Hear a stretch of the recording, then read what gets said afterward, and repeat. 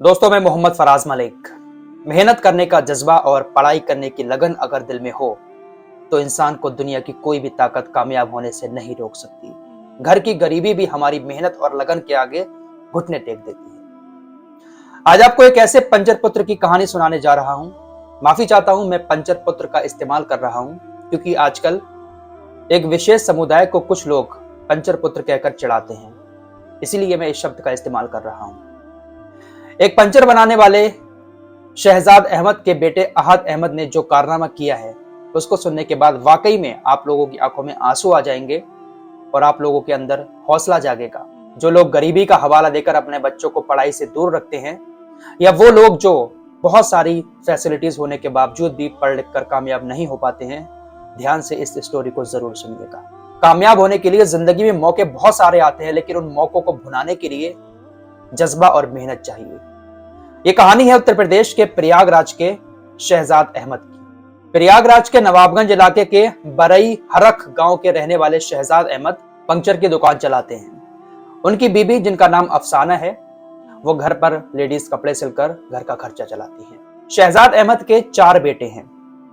तीसरे नंबर के बेटे का नाम है अहद अहमद, और इन्हीं अहद अहमद ने अपने माँ बाप का सर फख्र से ऊंचा कर दिया, अपने आप को कामयाब इंसान बना लिया।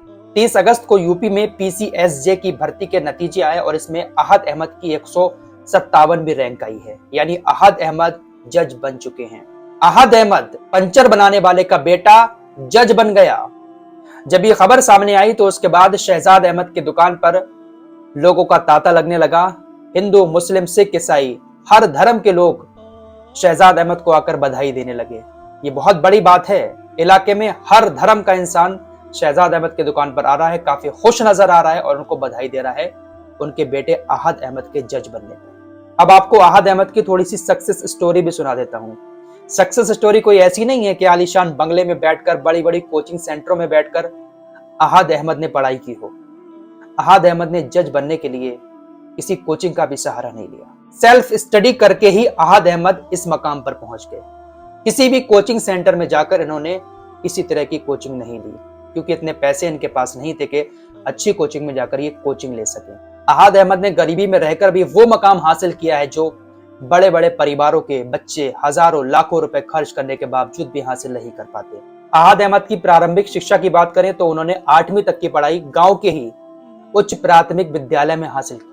ऐसा नहीं है कि उनका एडमिशन बचपन से ही किसी बड़े इंग्लिश मीडियम स्कूल में हुआ हो, जहां पर आज हजारों रुपए फीस जा रही है बच्चों की, लेकिन इसके बावजूद भी कुछ नहीं आ रहा है बच्चों को। ये रियलिटी है। उच्च प्राथमिक विद्यालय में उन्होंने 8वीं तक की पढ़ाई की। 8वीं की पढ़ाई करने के बाद वो प्रयागराज शहर में आ गए आगे की पढ़ाई करने के लिए, और गवर्नमेंट कॉलेज से ही इन्होंने 12th किया। 12th करने के बाद इन्होंने वहीं पर इलाहाबाद सेंट्रल यूनिवर्सिटी से बीए किया और यहीं से एलएलबी की डिग्री भी हासिल कर ली। पढ़ाई में तेज थे अहद अहमद, मेहनत के साथ पढ़ाई की और एलएलबी की डिग्री भी वहीं से हासिल कर ली। एलएलबी की डिग्री हासिल करने के बाद अहद अहमद ने इलाहाबाद हाई कोर्ट में वकीलों के साथ बैठकर प्रैक्टिस शुरू कर दी। अहद अहमद जब हाई कोर्ट में प्रैक्टिस कर रहे थे तो तत्कालीन चीफ जस्टिस डीवाई चंद्रचूड़ से वो काफी ज्यादा प्रभावित थे। अहद अहमद भी चीफ जस्टिस डीवाई चंद्रचूड़ की तरह बनना चाहते थे।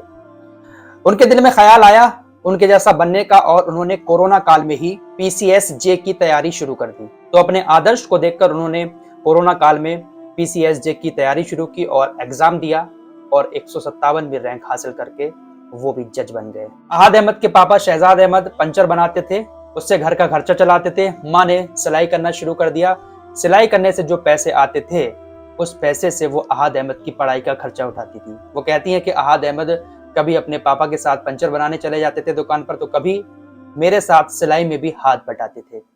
कभी किसी कोचिंग सेंटर में नहीं गए क्योंकि इतने पैसे नहीं थे। घर पर ही रहकर उन्होंने पढ़ाई की और आज ये मकाम हासिल कर लिया। बहुत गरीबी में था परिवार, लेकिन एकदम से खुशियां आई क्योंकि जो और बेटे थे वो भी कामयाब हो गए।